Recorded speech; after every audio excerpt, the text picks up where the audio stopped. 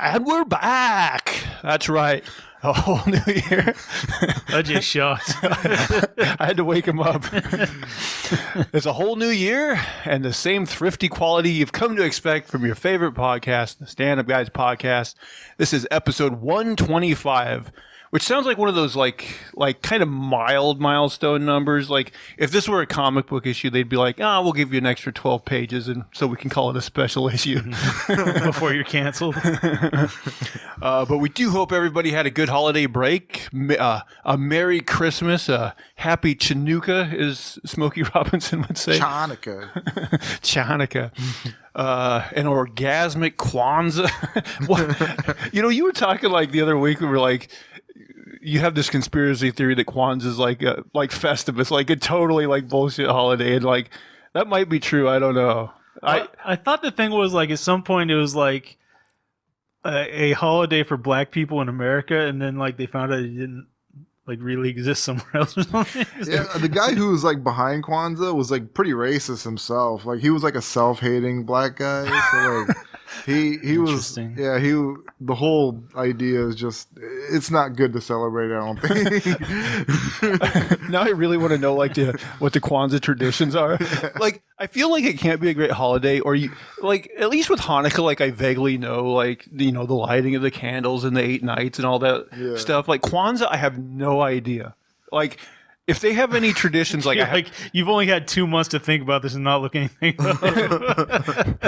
That's too much work. If any of our listeners celebrate Kwanzaa, please write in and tell us what you do. Or if you like, and don't cheat, don't look anything up. If you just like, if you don't celebrate Kwanzaa, but you think you know what it is, give us your best idea. Well, let's see. Before we get going here, I guess I should introduce you guys. Joining me, as always, on this endeavor. Well, I guess I never... The best around. It's my brother, Lester Jones. Now you've ruined the whole show. Let's start. Well, he's got his introduction out of the way. I am, of course, your host, the incomparable Zach Jones. And, of course, joining us... Now, I got to AJ, this year with your introductions... I got to change them a little bit so they're all YouTube approved with their new rules. Right, So we got the Ninth Wonder, Chocolate Thunder, eating female genitalia by the mile, like it's going out of style. Yeah, that sounds way worse. The clam slurping, tuna burping. No matter how tired, no matter how hurt, forget about water. You only drink squirt. The phenomenal AJ Singh. I don't like eat them, like I don't like digest them or anything. You got a ball of them. That's going to be a lead into my first story. Oh, there's something to look forward to. No, but you guys, have you heard about this? So like apparently YouTube, and I guess it doesn't matter for us right now, but maybe in the future is like for people whose videos are monetized, like apparently like they've instituted these new rules that are somewhat vague, because I watched a video on it, and like some people say like basically if you curse within like the first 8 to 15 seconds or whatever, or maybe even 30 seconds, like you're automatically demonetized.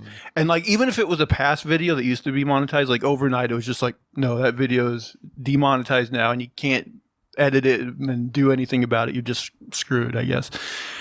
But like this one prominent YouTuber, like he put a video out about it. And one of his videos that were demonetized, he watched it, and like he didn't curse until like 5 minutes in, and there wasn't like anything like objectionable that he could find like before that, So it's like I don't understand why YouTube is being so strict. It seems like there's got to be a way around it. Plus, like there's definitely like I get that there's certain advertisers that don't want to be associated with any sort of explicit programming. But there's a lot of advertisers that don't care. You think like Manscaped or like Adam and Eve like care? No, of course not. So like couldn't YouTube at least find like, okay, we got this batch of advertisers that are okay with explicit content. And like it just seems like there should be a smart way around this rather than just becoming so like puritanical about cursing and content. I don't understand it. Well, I mean, Elon said a lot of things about Twitter, but he's talking about like kind of some kind of like user rating system, and that seems like a way where you could just kind of let it moderate itself, maybe. We're just going to start introing every episode with a 5-minute theme song. Okay, we're back. We'll buy some cheap generic like $20 song off of crappysongs.net or something. You know, I looked at one of those websites once because I really did think like we should have a theme song, and part of me still thinks we should. But I listened to a lot of them, and I'm like, there's just no bangers here. I'm like, I don't know. Maybe like, you could just do like the Joe Rogan, where it's like a monkey screeching. He's like Joe Rogan experience. That doesn't get you past the swearing. But, we'll pay some woman to say our name like really sexily. You're now watching or listening to the stand-up guys. It's all downhill from here. Just a bunch of dudes with boners listening to this. That's our demographic. That's who we're bringing in. Lots of dudes with boners. If you're a dude and you got a boner, watch out. Go talk to a psychologist because there's better stuff out there, pal. If you need that boner to go down, we're your solution. Yeah. Got a priapism? No problem. Yeah. We fix the 4-hour boner. Now, guys, if there was any benefit to this holiday break we took, it's that I don't know about you guys, but I caught up with a lot of television. But I'll go with you guys first. Did you guys watch any good stuff over the break? I gotta think about that. I'm not sure. Watch a lot of stuff. Yeah, I watched Doom Patrol. Pretty good. It's like a half season. That's on my list. Yeah. They ended on a cliffhanger, so not my favorite. Well, yeah, but it is. We knew that was to be coming. fair, it's like a half season thing. Hopefully, there's not a big length of time before they pick them The back second up. But half. I don't know their schedule exactly. But yeah, that continues to be a great show. I just love like it shows how diverse like superhero shows can be. Like it's a very quirky show. Oh, should we talk about their opening sequence? Oh, sure, go. So they introduced this like obscure character named Codpiece. Codpiece. And basically got like a giant laser where his dick goes, basically. And he's shooting at people. But like if you Google search the image for Codpiece like comic, there's ones where like he's got like one of those old fashioned drills and he's like drilling into a vault or something. There's one where he's got like one of those punching gloves punching a guy in the face. So it's like a real utility Codpiece. I'll be honest, they just used the laser. They just use the laser. I would have rather seen the boxing glove. The boxing glove would be pretty good. They'll have to have the return of Codpiece. I don't think we've seen the last of Codpiece. They also had a guy, I don't know what his name was, but he had like a cannon come out of his butthole. Oh, yeah. I think we might have seen the last of that. Well, they did bend his cannon pipe. So Yeah. who knows where that leaves him? That was a little random, but it can't be good for you. He's going to need some work done. Well, I guess I'll go through my list, and then like if you watched any of the same stuff, which I know we have another commonality, or if you guys think of other stuff, you can just toss it in. So on Netflix, I watched that movie Bullet Train that came out last year that has Brad Pitt in it. Oh, yeah, I was pretty leery.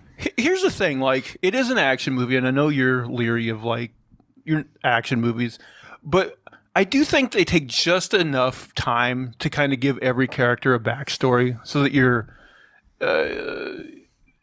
invested and it's not just pure action. I mean, a lot of action in it, but they at least make you like give you a backstory of the character so you're somewhat invested. It seemed a little bit too like it was trying to be like slapstick and action. Yeah, I guess there's some of that, but I don't know. I enjoyed it. I think David Leitch is the guy who directed it, who's done things like Deadpool 2 and that Atomic Blonde movie with Charlize Theron, which neither of those are perfect, but I think they have good stuff in them. You got to pick the nuggets out of it. You did like Deadpool 2 though, didn't you? Kind of. I think I said it was better than the first one. No. Well, there you go. I also watched Glass Onion, a Knives Out mystery. Same. I'll say this. I liked it, but I thought it was a big step down from the original Knives Out. I love the original Knives Out. This one, I was just like, it's okay. Did you watch it? No. You haven't watched it yet? No. I think it's worth a watch, but at the same time, like, I don't know what you thought. I thought, like, the first one, like, even though it had, like, characters with big personalities, it felt somewhat grounded. This one, I think, just because of the setting was so kind of weird. I don't know. The whole movie felt a little weird to me. I don't know. It was still, and also the mystery wasn't set up as good as in the original Knives Out. The reveal wasn't very exciting. I don't know. I liked it, but it didn't. I didn't love it. What did you think of it? Yeah, it was kind of meh. I know you don't I like don't the love first mysteries one. to start with. Yeah, you're not a mystery guy like I am.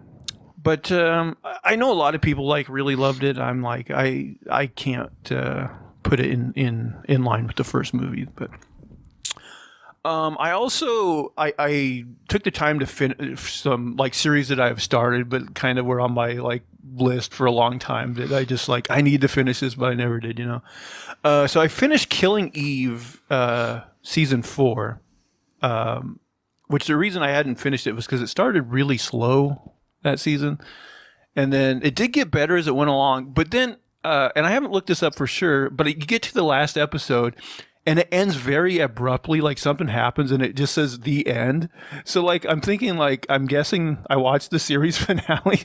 I don't know for sure. I didn't actually look it up. But if that's the case, I actually wouldn't recommend the series to people because I felt like that abrupt ending was just very unsatisfying.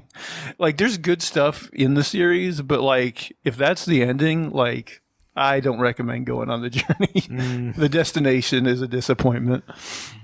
I also finally finished that Pen 15 series, which is a series where two women in their 30s play teenagers, their teenage selves. Yeah, I watched a few of those.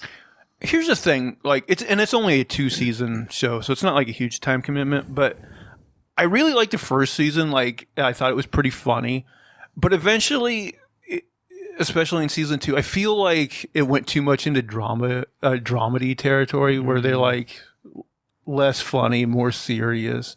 And I'm like, you should have just stuck with the jokes. It was, I don't know. I thought it went downhill a little bit. It's not terrible, but the first season was definitely better. Okay, Lester, I know you and I both watched this movie, The Banshees of Inisherin. Yeah, it's interesting. It's probably a little slow for some people, but it's also it's got some weird elements that keep you captivated. Well, the reason I watched it is because it's directed by, I think the guy's name is Martin McDonagh, the same guy that directed In Bruges, which is a movie I really like, and it has that same actors too, Colin Farrell and Brendan Gleeson. Right. So that same team. So I was like, I definitely want to watch this, and I definitely like this movie. I don't like it near as well as In Bruges, and I think the ending was kind of just it ended, Well, I mean, the question how to end it, I guess that's a decent way to do it. But I will say though, there is some I really like the dialogue in this movie and how their accents and just how they talk. And I actually thought for me the standout was I believe the actress's name is Carrie Condon, the woman who plays Colin Farrell's sister. Right. I really thought she was great and she had some funny lines. But for anyone who hasn't watched it, basically Colin Farrell, it's I think that it takes place in 1923 off this island off of the mainland of Ireland called Inisherin. And Colin Farrell plays this guy who's a nice guy, but a bit of a simpleton, I guess. Yeah, apparently. And he's got this guy that's been his longtime friend, played by Brendan Gleeson, who's I guess a little more sophisticated, smarter, and he plays the fiddle and things. And one day, at the beginning of the movie, he's just "Don't talk to me anymore." And so he handled it the worst possible way, the worst way to end a friendship. And it goes into some weird places. I won't spoil it for anybody, but I would still recommend watching it. It's got some amusing stuff in it. If you haven't seen In Bruges, I definitely see In Bruges first. It's a better movie. But shout out to the Banshees of Inisherin. I liked it. So I did get HBO to watch like Doom Patrol, and I was like, well, if we're on the superhero train again, I might as well watch season 2 of Superman and Lois, which I gotta say, I really enjoyed. I thought it was a very easy watch. The only thing both about Doom Patrol and Superman and Lois is they're probably not long to this earth, like because they've canceled like all the other like ongoing DC shows to make way for whatever they're doing. So like, sadly, I think these shows are probably coming to a close. But honestly, like Superman and Lois, like it was easily better than any of the Marvel shows we reviewed last year. Well, HBO is higher quality in general, I think. Well, I mean, this is one of those shows that premieres on the CW first, and then and some of those are of a very bad, low quality. But this one I really like. I recommend it to people as long as it doesn't go like Supergirl. Yeah. Please don't go into Supergirl territory. No, this was an easy watch. Supergirl, at least the last season of Supergirl was not. And then lastly, I just started watching Barry season 3. I like this show. I know a lot of people like put it on like their best of lists of television and stuff. I can't go that far. Like I've heard some people compare it to like Breaking Bad, and I'm like, what are you doing? But it is enjoyable. I saw 1 or 2. I was having trouble getting into it. Couldn't get hooked on it. I've liked it. I've liked it just well enough to keep going. Let's see. All right, did you guys come up with anything else you've been watching? Yeah, I watched this show called Rise of Empires or something like that. It was basically time about to take your blood thinners. Oh yeah, it was about the Ottoman Turks, like their invasion of Constantinople. It's kind of like a documentary mixed with like a series, like. Do they have like dramatic reenactments? Oh yeah. So I mean, it's really well acted. I thought, for anything like with a documentary in it, where like people are actually like explaining, like, oh, he did this and went this way and that way and brought this many men. Like it was well explained, but it was also well acted. So it was best of both worlds. I thought it was really good. I was captivated by it, and I also watched Murderville. That's a show where they bring in like a guest host every new episode. Right. I thought about watching that once, but then I never did. Did you like it? Yeah, it was okay. It's fun watching the new person squirm, kind of like because they kind of do like improv, right? Yeah. Like they have like a loose like script or something. Yeah. But then they improv. But the person who's the guest host doesn't have any script. They're just like so they're totally got improv. Yeah. So like they'll be like, so what do you see? And the guest host will be like, a dead body. Like I don't know. So yeah, it's pretty fun to see them work on their on their feet like that. Who was out of the episodes you watched? Who was the best guest host? I'd say Kumail Nanjiani. He's just a funny guy. I think just a fun person. Didn't Conan O'Brien do an episode? I'm not. He might have. I'm not sure which episode he did. I didn't see that one. Oh, okay. It's a good like premise for a show, but I guess it's all dependent on like how good the improvisers are. Exactly. Yeah, it's all up to that person.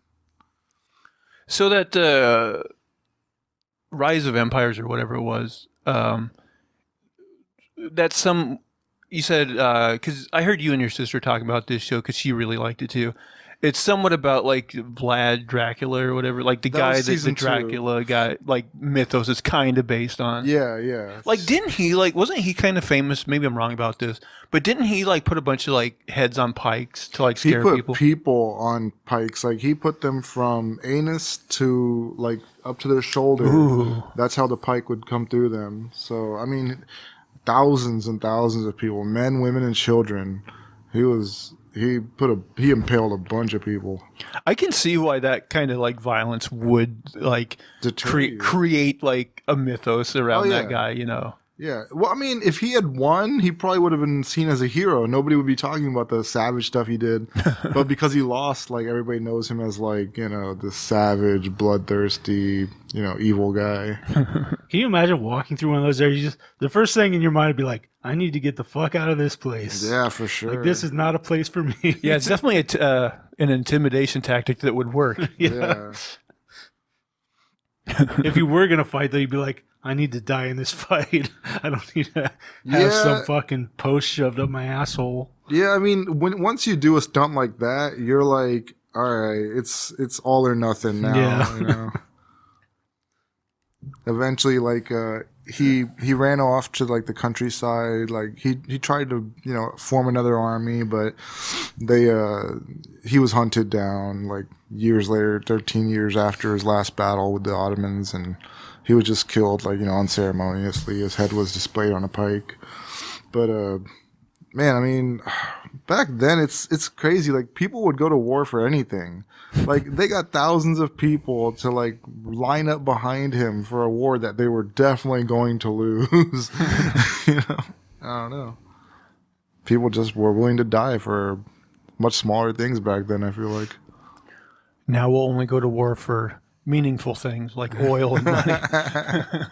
Oil and gold. Oil and gold. Isn't like, I mean, I guess this isn't a surprise, but there's always shitty stuff going on in the Middle East. But like, isn't there like Iran, like really bad stuff going on in Iran right now? I don't know. I'm way out of the loop. Yeah, there's like protests and stuff like that. Like the government is cracking down on protesters. Yeah, I feel like the government's killing like a lot of protesters over there. Yeah, a lot of college students, I think. Well, they're having eternal strife and yeah, trying to recapture women's rights. I mean, yeah, they do treat women like shit over there. Uh-oh, we've been demonetized a million times. Yeah. We figured out the algorithm. Let's just create a YouTube where you can post. It's like it's exactly like YouTube, but you can curse as much as you want. And Your channel's just called demonetized. yeah. You just have to make your money on your internal plugs. Sponsorships, yeah. Well, guys, before we get into stories, do you guys got any other TV shows or just like good stories you want to, or personal stuff from the last couple of weeks you think would be entertaining? Yeah, there's a basketball team in China called the Goyang Carrot Jumpers. That sounds racist. Did you win your bet? I don't think I won with that. I want to see their mascot. Right? Carrot Jumpers. This name's too good to lose. The thing of it is like nobody calls them like carrot jumpers as a slur, so like it sounds like a slur. We should just like, I want every team to have a name that sounds like it might be a slur but isn't.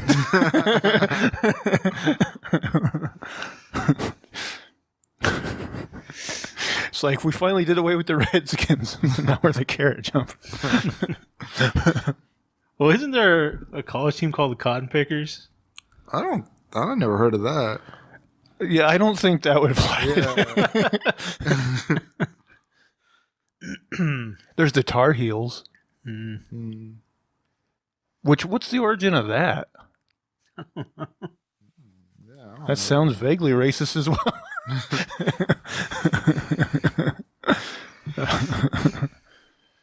Oh man. Well, guys, should we get into story time? Let's do it. Stories.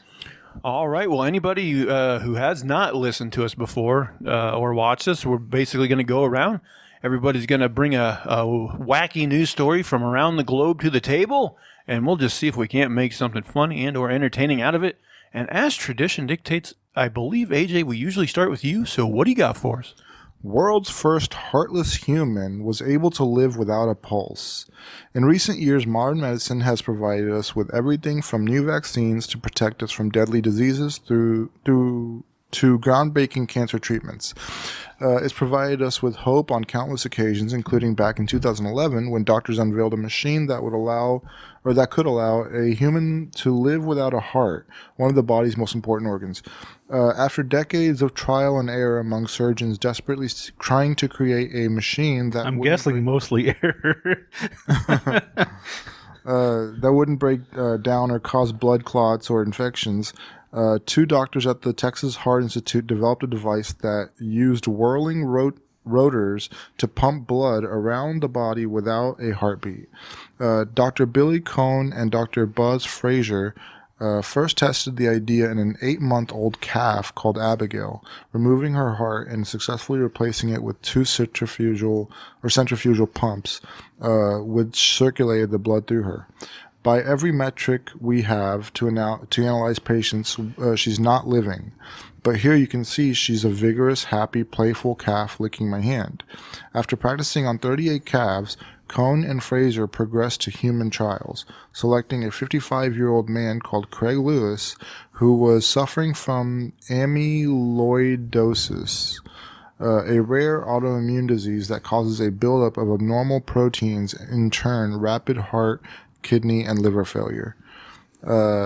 Lewis's heart had become so damaged that doctors gave him about 12 hours to live, at which point his wife Linda suggested something drastic.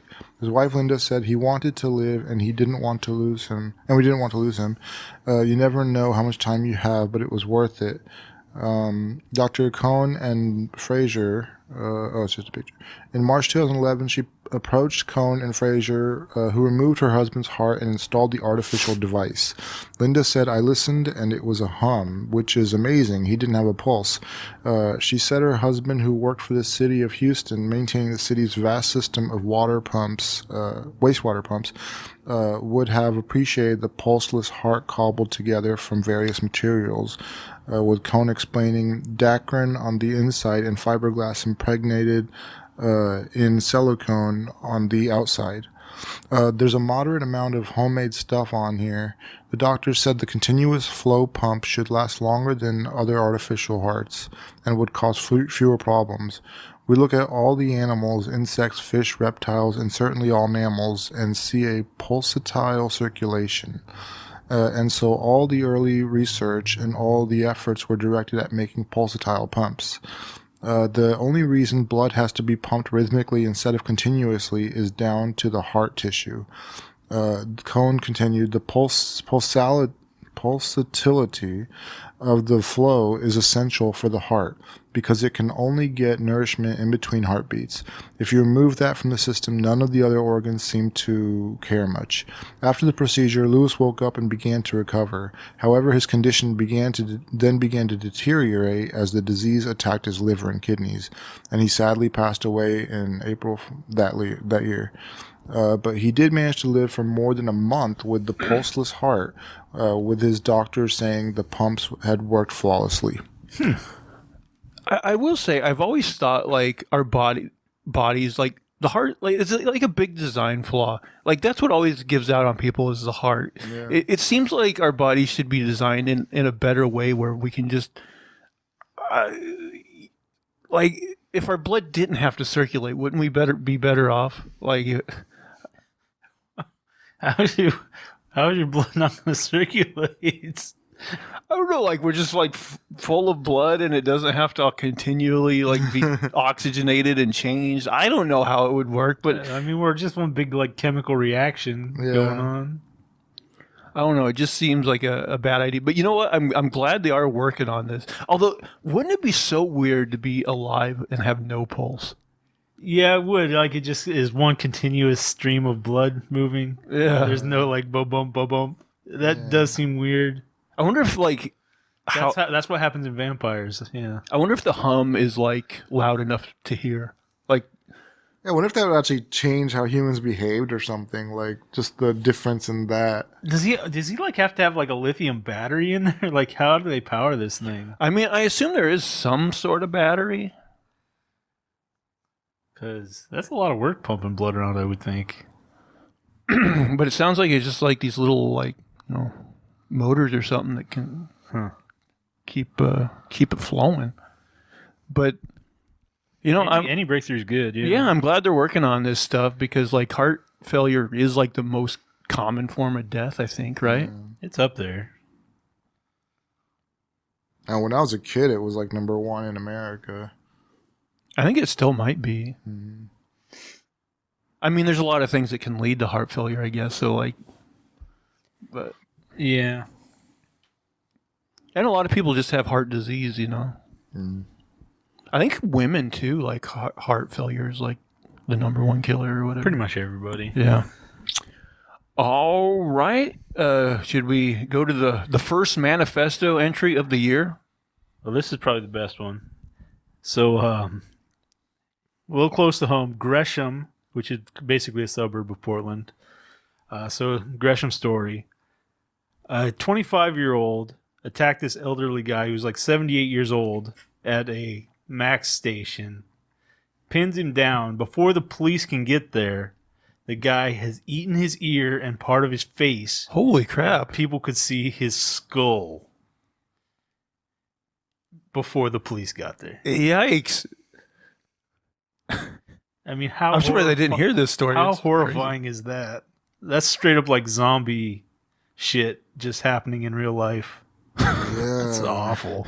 crazy. Portland is like ground zero for the zombie apocalypse. We found patient zero.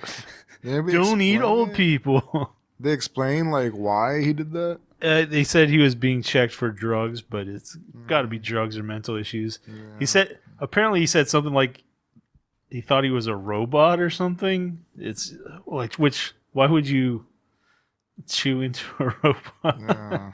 I don't know what the logic was, and I'm guessing it was a little short. Is Gresham kind of a shithole? It has that kind of reputation. It's kind of like a little more seedy. Yeah, it's the ghetto of Portland. Well, when I was working for H&R Block, like occasionally, like some of their other offices would be like low on people, so they would like farm me out for a day to like one of those. And like one of them, I don't know if it was in Gresham or we just passed by Gresham or whatever, but I just remember it did look like the shittiest part of town I've ever seen. And we went by like one of those strip clubs that look like a strip club you would never want to fucking go to. Like, I can't even imagine the lineup they have in there. Like, It cannot be committee good. just looking at the window. It looked like Cockeyed. it looked like such a shithole that I'm like, oh my god, I can't imagine what people are seeing inside there. I love those ones that are just like a dumpy little like 1-bedroom house. And you're like, yeah. I know about this place. Yeah, I passed by some of those too where I saw signs and I'm like, oh my god. Yeah, like Portland has the most strip clubs of anywhere. You're like, yeah, but I don't know if I call it a club. probably don't want to visit some of those. A strip apartment. Stripopotamus. Yeah, I've seen signs for some of those, and I'm like, ugh, I can't even imagine. Yeah. It's like one of those like business signs that's like 50 years old and is like rusty and falling apart. You're like, okay, they've been in business since 1942. That's like half the strip clubs here. Like they're located in the weirdest places. Yeah, just super seedy. Yeah. This is shady. This is the shadiest strip clubs I've ever seen in my life.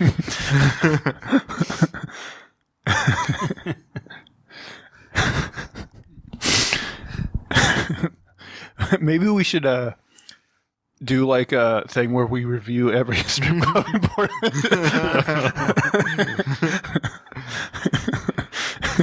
Bad times. The food was terrible.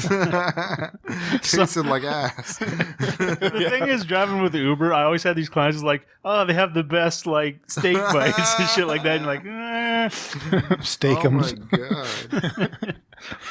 Well, one of them, like I We know got Lunchables. there's one close to your work, the Acropolis, and they serve like steak, but apparently like the owner owns a strip club and also is like a butcher.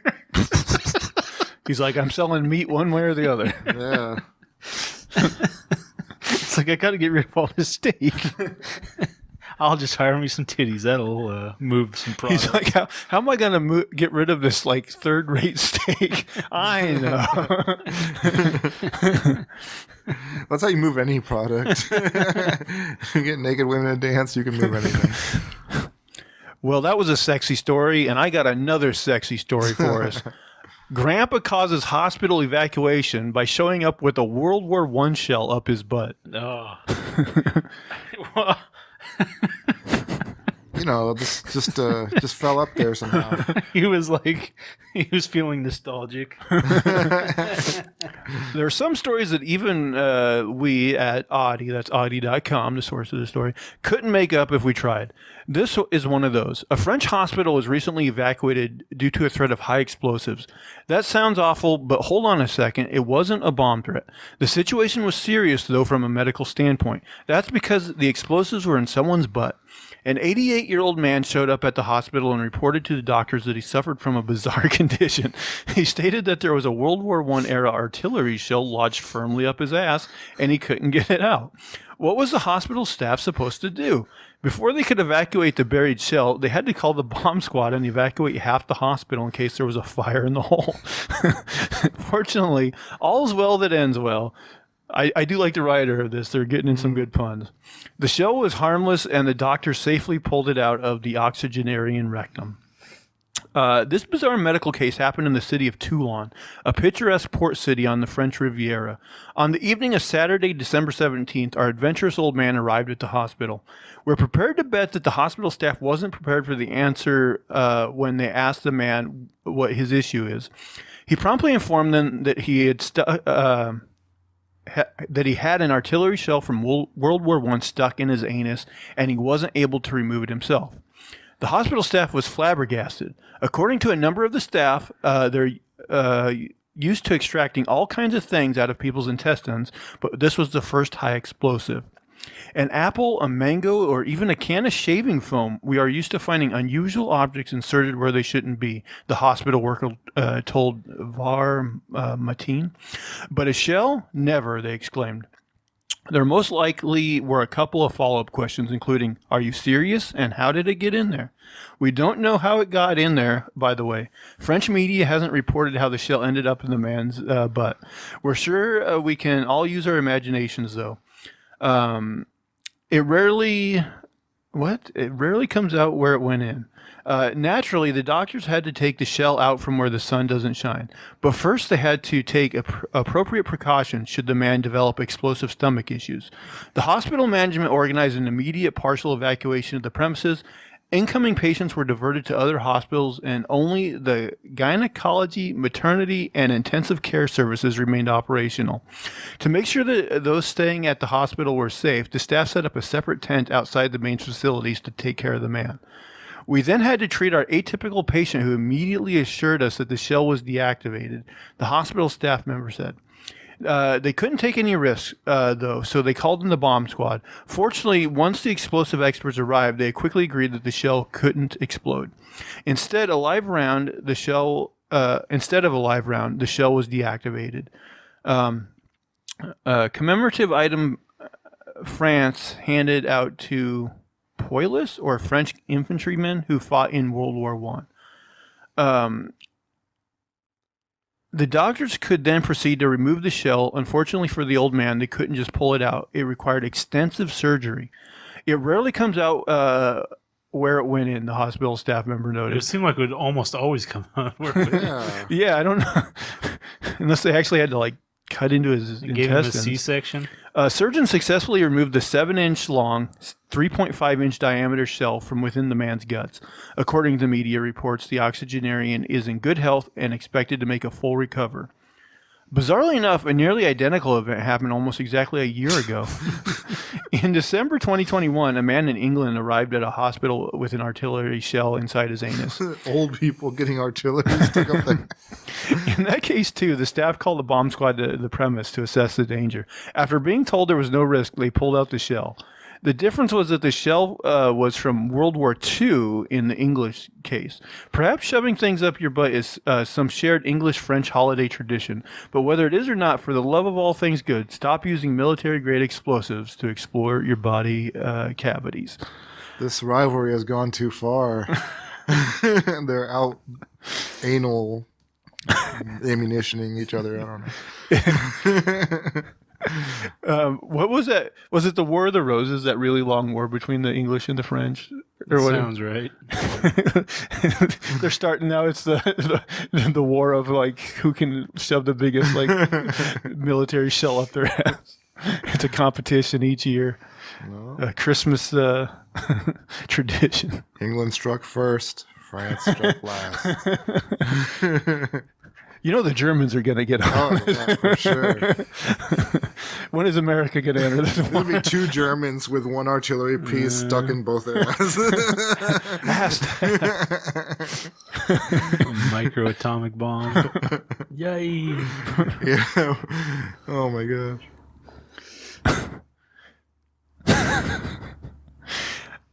Honestly, like, number one, like, where are they getting these? And, like, Yeah. like, You think they felt too ashamed to like go buy like one of those butt plug things? You're like, no, that's embarrassing. I don't want to be seen in there. and, like, they're too old to use the internet, so they're like, what was my alternative? Like, I can't go buy it to the dildo store. That's embarrassing. Why would I spend money on a butt plug? I've got this perfectly good artillery shell just sitting here on the shelf for 80 years. Yeah, my commemorative shell from the war.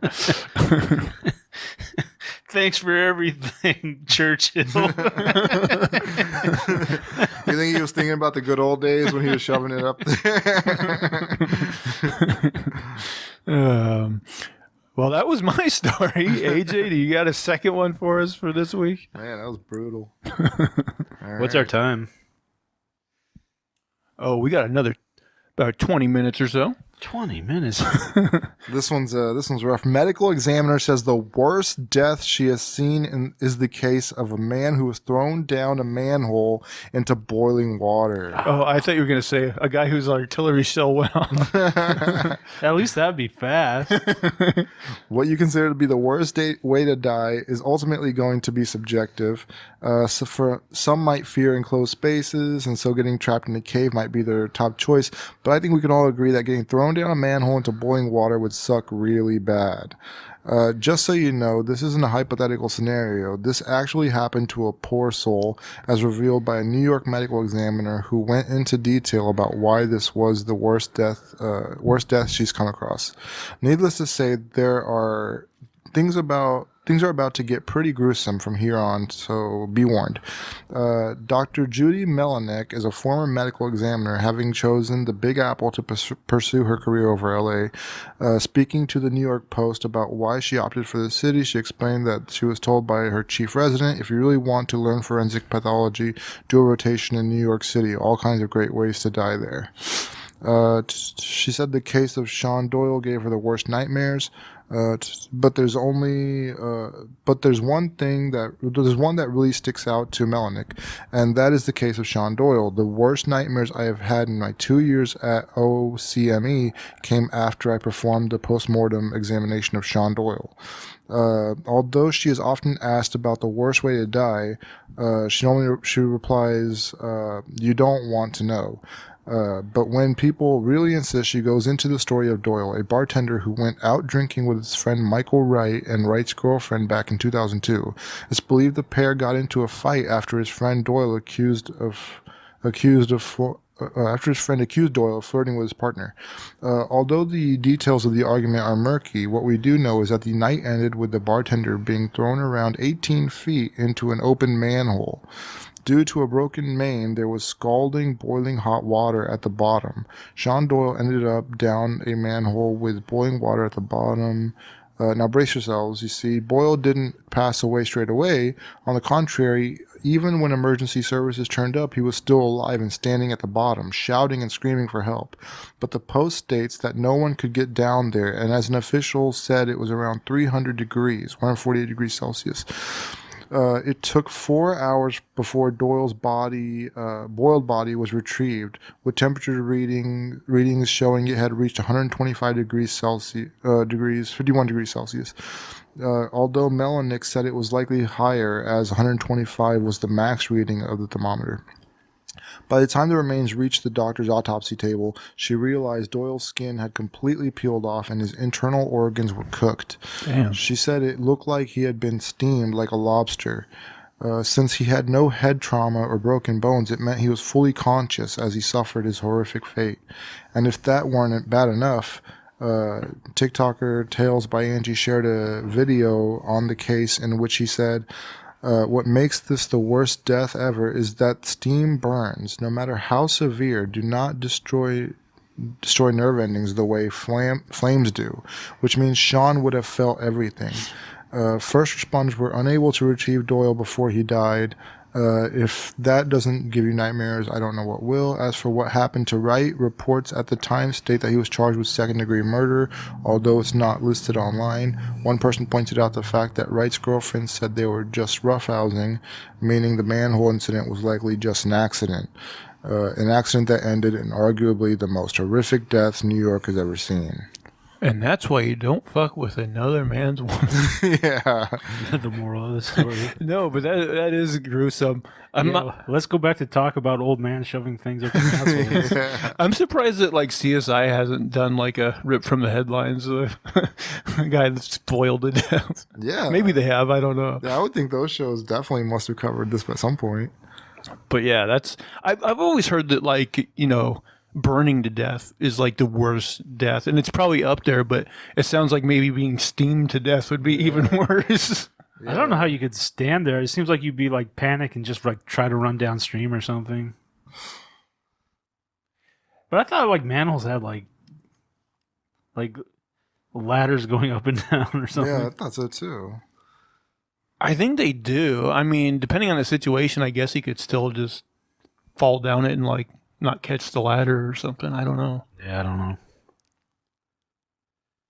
But Not a good way to go. although it says like the most gruesome death in New York history, I bet there's some up there. Yeah, yeah. There's been a lot of murders and shit. Yeah. Man, I was reading, Iceman, Oh, right. where he like tie people up and throw them in a cave and they'd be eaten alive by rats. That I didn't know he did that. That to can't people. be too good. Mm-mm. That can't be a good one. That reminds me of like that medieval punishment where they would like take a rat and like put it up against your stomach. This is in just Game of let it- Thrones. Game of Thrones, they showed it. They put the rats up against people's stomach and they'd light a fire on one end, and the rat would run towards the other and try to claw at the stomach. Ugh.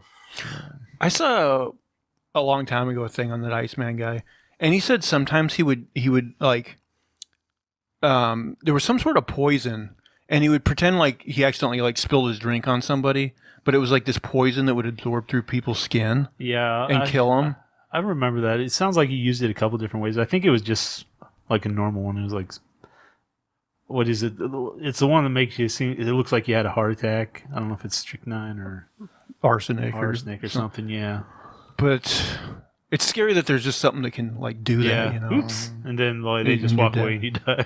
You know, it's probably a smart way of killing people because, like, who could, but it'd be hard to trace it back to you. Yeah. If you're just in a bar, like most bars probably don't have cameras going all the time. I don't know. Yeah, it sounded like they'd also put like one in a spray, so like the little breathalyzer things. You just come by and squirt somebody in the face and walk away, and they die. Yeah, I'm surprised people that kill people don't always use that method. Chemicals like that are scary because, like, what if I accidentally leak a couple drops on myself or something? I guess you take that risk, but it's going to be a lot safer than shooting somebody. Yeah. You ever heard that story about like the CIA made like a heart attack gun?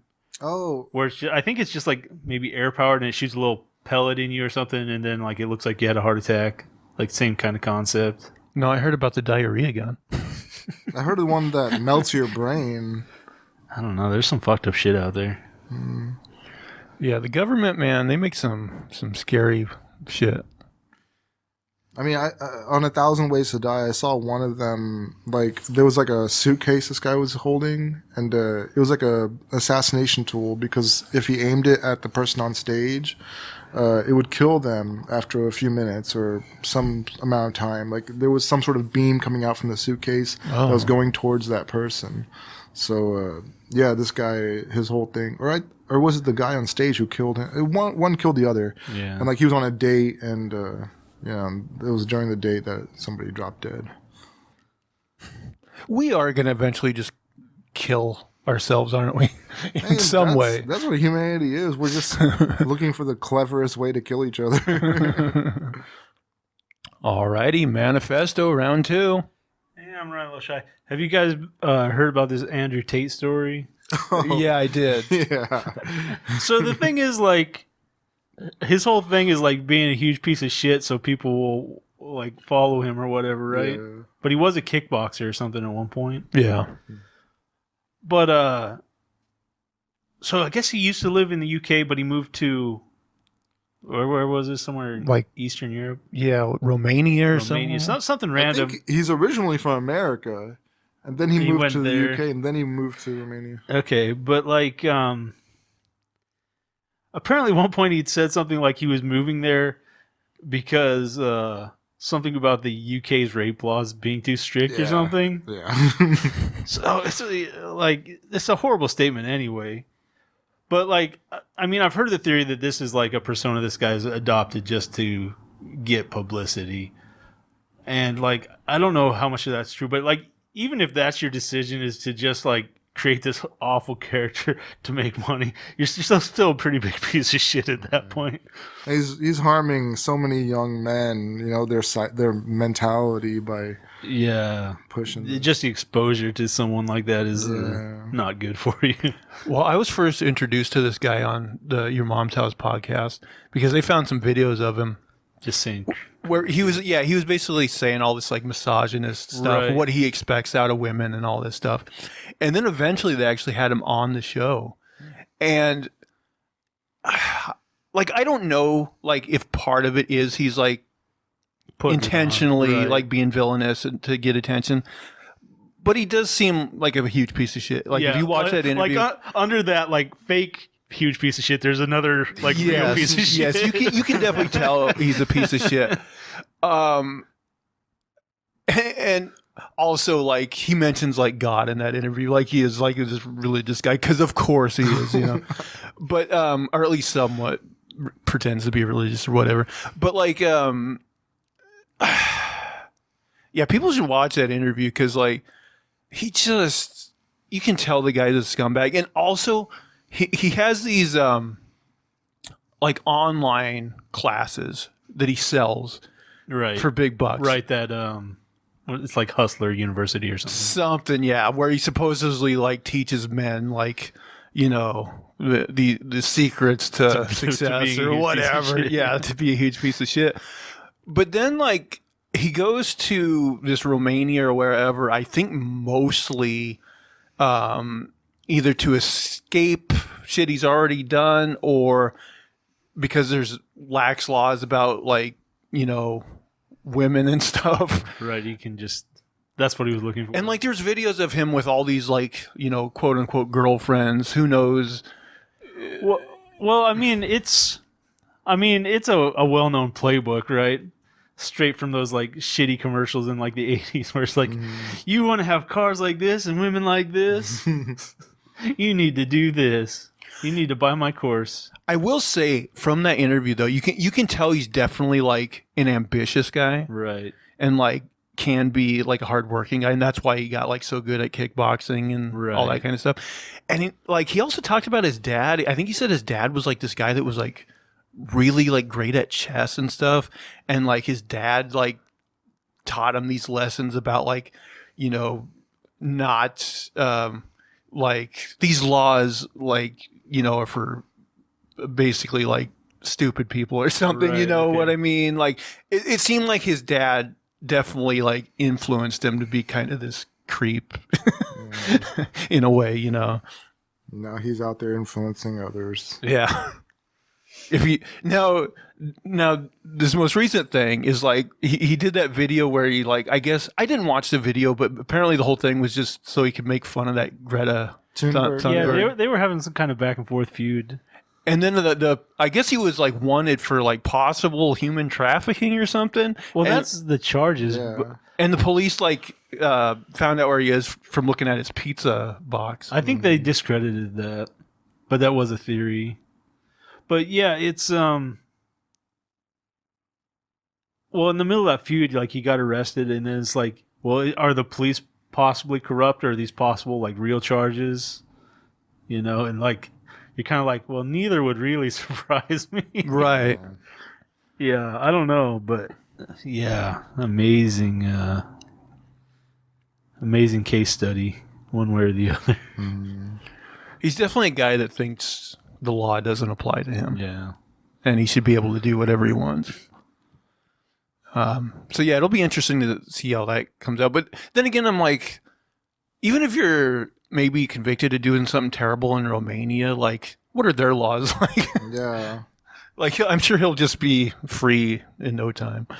Yeah, if he's got money, he could probably pay his way out of it. And that's the other thing. Like, he makes like so much. He was already rich, and then like with those scam classes he runs and stuff, he gets just buckets of money. You know. Well, yeah. Does that mean I have to come up with another story? You'll see more and more. If you live long enough, you'll see more of these stories. Okay, one last story for the day. So this is about I guess a new law that's being passed in Louisiana, and like we'll get to. I think it's one of the easiest laws that would be easy to get around, but it just seems like so regressive and stupid. You now have to show your ID to watch porn in Louisiana. Louisiana residents looking to treat the funk of the morning after New Year's with a date with Mrs. Palm and her 5 daughters were in for a surprise. Instead of online smut, their browsers displayed a mind-boggling message. Trying to access porn sites in Louisiana now brings up a request to submit your ID for review. That's thanks to a new law that came into effect in the Pelican State on January 1st, 2023. House Bill number 142 now requires pornographic websites to verify their users' ages with a government-issued ID. According to the law, if 33.3% or more of a website's content consists of naughty materials, it shall be held liable if the entity fails to perform reasonable age verification methods to verify the age of individuals attempting to access the material. If they don't, the legislation states that individuals can sue the website for damages resulting from a minor's accessing of the material. So the state of Louisiana won't be shutting the sites down, but they may set themselves up for lawsuits. You might be somewhat hesitant to link your official ID to your favorite porn site account. It's okay, though. The law prohibits any parties performing the age verification from retaining any identification information. Sure. The goal of the law, as you may have guessed, is to protect underage children from being exposed to what it calls material harmful to minors. The text, however, makes it very clear that the law is aimed primarily at pornography. Pornography is creating a public health crisis and having a corroding influence on minors. Pornography contributes to the hypersexualization of teens and prepubescent children and may lead to low self-esteem, body image disorders, and an increase in problematic sexual activity at younger ages, and increased desire among adolescents to engage in risky sexual behavior. The text continues to state that porn may also impact brain development and functioning and lead to deviant sexual arousal, among other maladies. The mastermind of the law is Representative Lori Schlegel. She seems sees the mostly unrestricted access to online porn as a serious risk. Quote, online pornography is extreme and graphic and only one click away from our children. This is not your daddy's Playboy, Representative Schlegel wrote on Twitter. And if pornography companies refuse to be responsible, then we must hold them accountable. This law is the first step. This article goes on a lot longer, but wouldn't a VPN easily let you go around this law? Yeah. That's usually how people get around, yeah. If that passed, like, this is the very same day, be like, VPN usage is up 95%. Oh, I guarantee VPN sales hit skyrocketed in Louisiana. You think that's why they passed it? Maybe like VPN companies were like, hey, we need more customers. That's true. You know they would lobby for these kind of laws. I mean, I would do that before I would give my ID. Because I used to see VPN commercials. I still see them for every, like, all the time. Yeah. And like, I'm you like, can get free ones now. It's not, it's nothing. they're cheap anyway. Even the ones that aren't free. Subscription, like, yeah, they're like $2.99 a month or something. Yeah, they're not much. But it, I don't know. They're something about it, like, and they're like, oh, you don't have to worry, like. At the same time, would you be comfortable like putting your government ID into a system like that? I wouldn't. I wouldn't trust them. And I'm not even like a big like conspiracy theorist, but like right. The NSA already has you on like porn watch list. Problem. Yeah, let me just identify myself to this porn company real quick. Where were you on April 31st? Liar.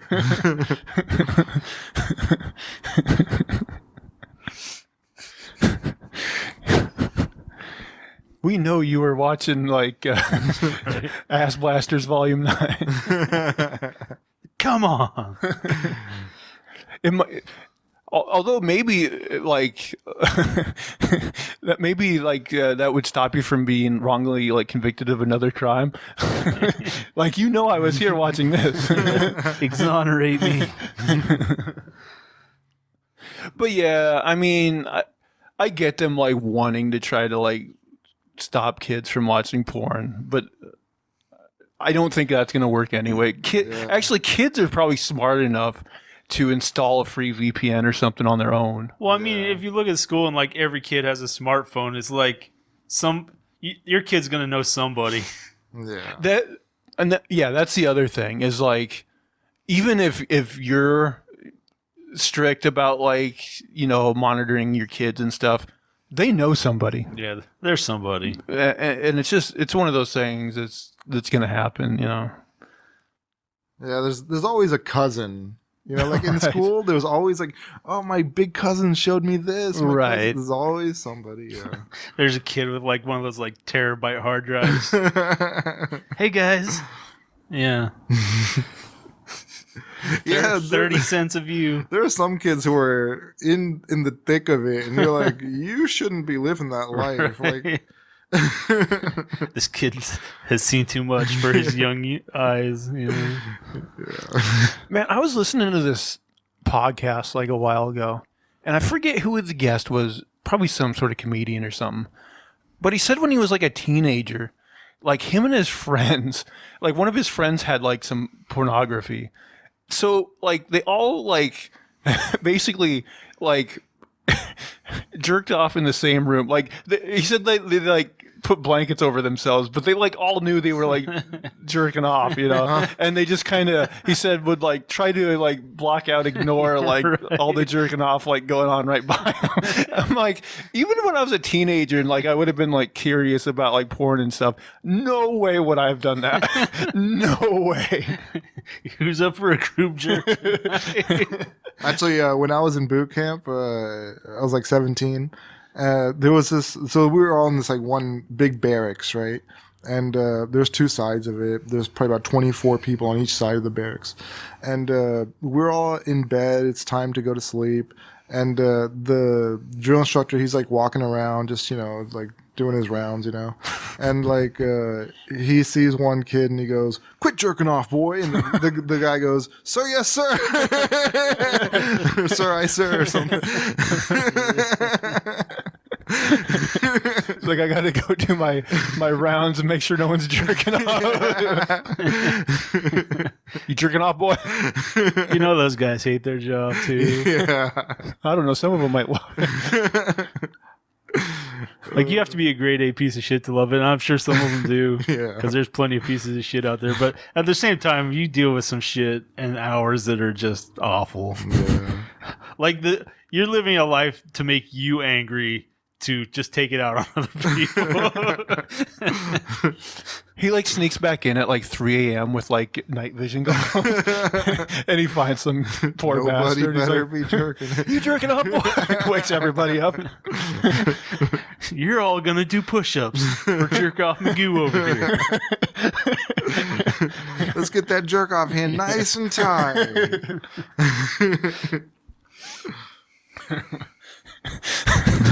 Push-ups again, Billy.